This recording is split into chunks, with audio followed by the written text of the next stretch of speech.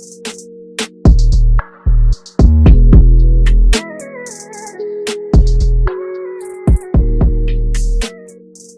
you for joining us today. Today we are going to talk about basically the things that people don't tell you when starting a business.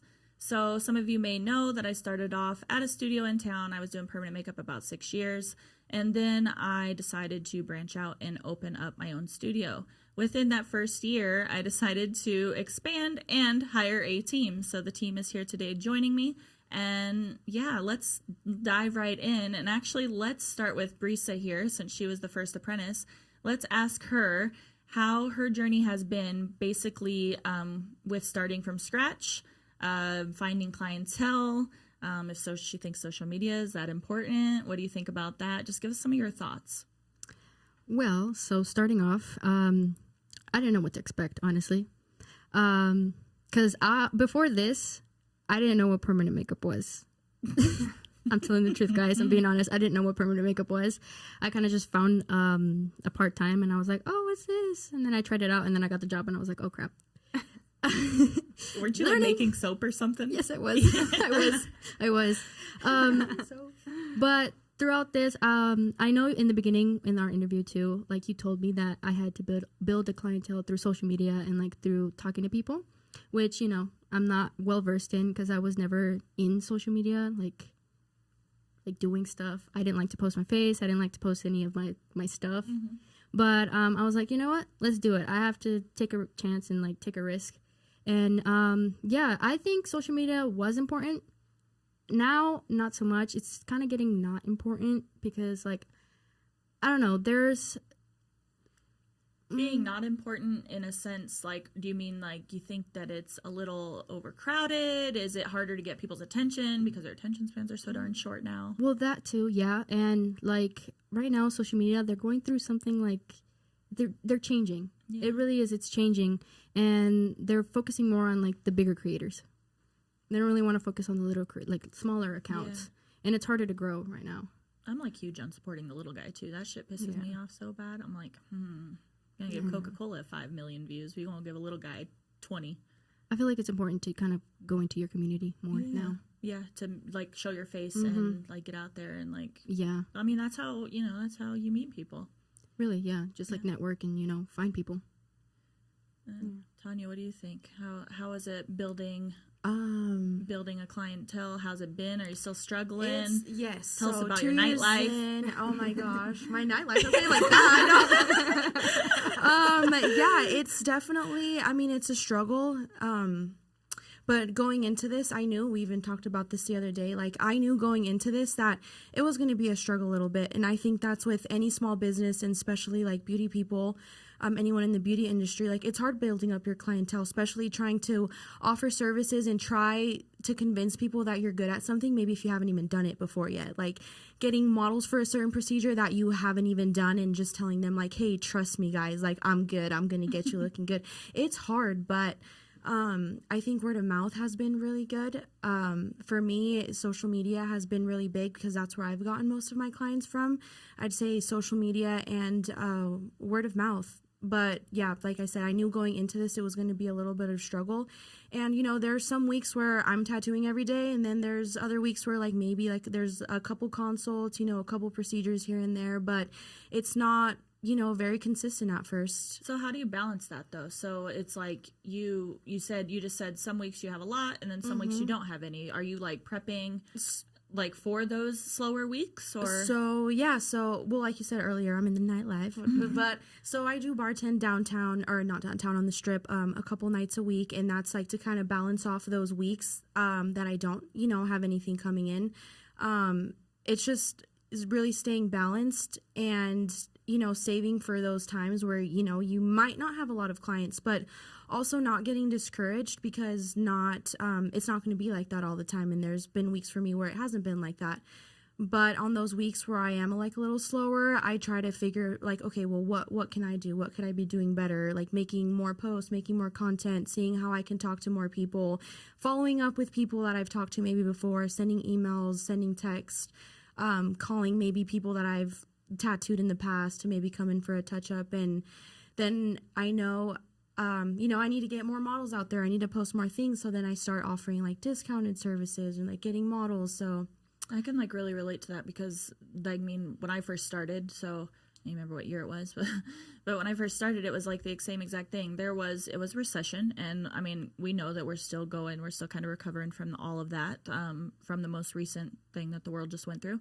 So it's like literally this is my second time going through this, and it's like no matter what, we were just kind of talking about this, is like no matter what, you have to keep grinding. Like I think it's like you know, I cocktailed all night long, and then I went to the studio all day long. So it was like having that grind, because if you're not, and like even there's other times like you mentioned doing models, and it's like, yeah, it's better to be tattooing than not tattooing, because at least then you're getting the content, and at least then you can have your face out there, right? Like, so that definitely is like one of the biggest struggles I think that they don't talk about in businesses, especially if you're going to be a beauty entrepreneur. It's like you have to have that content in order to show people, or they're not going to want to book with you. So it's like the biggest thing is like I see people just sitting around like, oh, I'm not busy, I'm not doing this. Okay, well, what are you doing in your free time? Mm-hmm. It's like, yeah, we may take a day off here or there, but it's like the second somebody messages, it's like you need to respond right away, because it's like they're on to the next thing. Like they see you and they want to book now, like you need to book now. Otherwise tomorrow they've already found a new artist.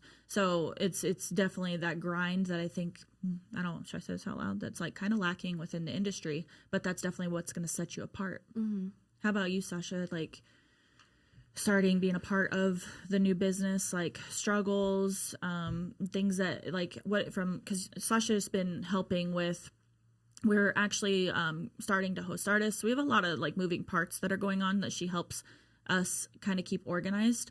So from that sense, like being that you're transitioning into that, is that scary? Does it feel like you're kind of like stepping into a new like realm of things? No, I feel like I'm going right into where I belong.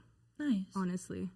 Yeah, like, yeah, which is cool because I feel like I experienced like so many different roles with you so far, and it's like my biggest struggle I think was being firm and talking to people in the beginning, but now I think I'm slowly getting better at that, and you know, like, okay, no, these are the rules, like this is what's going on, and it's never really like been my thing to be talking to people and be firm with them and confrontational, like not the word confrontational, but you kind of need to be if you're front desk. So, yeah. And then now that I'm going into this role, I feel like, yeah, like this feels right. This is good. And even though I do want to do all the roles, I know eventually that's probably not going to. Well, it's kind of like that's a good point, actually, is like you said confrontational. I'm like, people are probably be like, oh my God, confrontational. It's like, no, but like if somebody's getting in your face, it's like, that's one of my biggest struggles is like when you are a new business. So I had a studio to have my back for 6 years. I could go to my room, like, that's front desk job. I ain't got to worry about it. But you go out on your own, guess the first thing you got to deal with?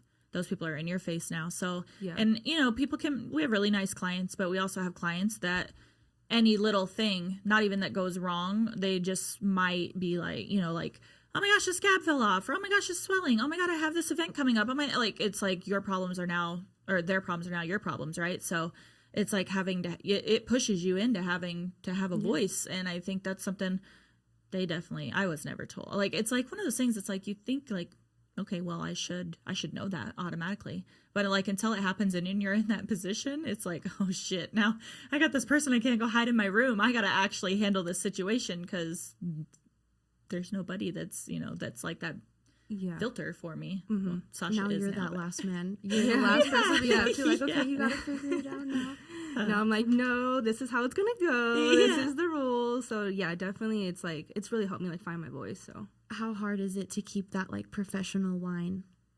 Professional line between like what would you consider like professional and like with you guys, like in the team? No, I guess like more. Yeah, I guess the team and just in general, like those clients and like students. I mean, okay, we first off, I'm not going to dinner with no client. Period. Second, that's a mistake. Don't do that. Wait, you've done that? Yeah. I mean, people do that in the industry. They go party with people and stuff. Like, I do not think that's a good idea. No. Don't do that.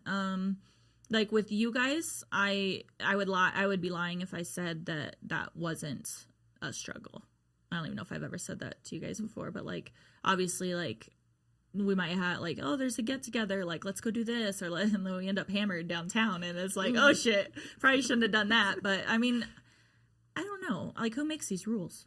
Yeah. Like, that's kind of how I feel. Like, who makes these rules? Like, I think as long as we never like cross the line with you and we always keep that like respect for you, that you can have a friendship with us and it'll always be. Yeah, and like I don't want to be a boss. Yeah. Like, and it's like, okay, well now you're in the wrong spot. So now I need to shift and figure out where I need to belong. But I'm like, I don't want to be that boss. Like, if I have to come in and tell you what you're doing, then the fuck out. You guys know that's my my attitude. You always say, I hate bossing. Yeah, I hate bossing. If I have to do like any adulting, any bossing, I don't want to do it. Like, so if I'm in a position, it's either be here because you want to be here, or there's the front door and leave. Like, it's not that, by no means do I feel like you guys are just like, what do they say, disposable? Like, or what do they say? Like, you know what I mean? But yeah, like replaceable. Like replaceable, and like, but like not that at all. It's just I don't want that energy around. I don't want any of that stuff. You're being quiet over here, and you're just staring at me. Yeah, Brisa wants to have her own business one day, so she's over here being all quiet. Yeah. So she got put through all this stuff. But Brisa, I'm like, so actually, that's probably a good note to end on is.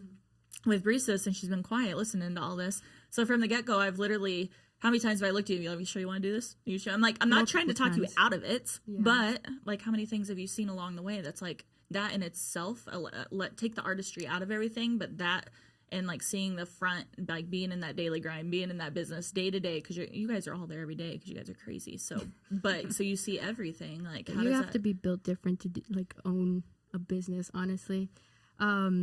I still want to own a business. Like, it's still a passion of mine that I want to do. Hasn't scared you? It's scary. Yeah, it's scared, but I'm gonna do it. That's awesome. Like I think that's most people in life. They're scared, but they still do it. Some. Some aren't scared, and some are weirdos. Yeah. It's funny because like some aren't scared at all, and then well, that's probably me. I'm probably in that category, so that's okay. And they don't think things through. That was definitely probably me because I didn't know what the hell I was getting myself into.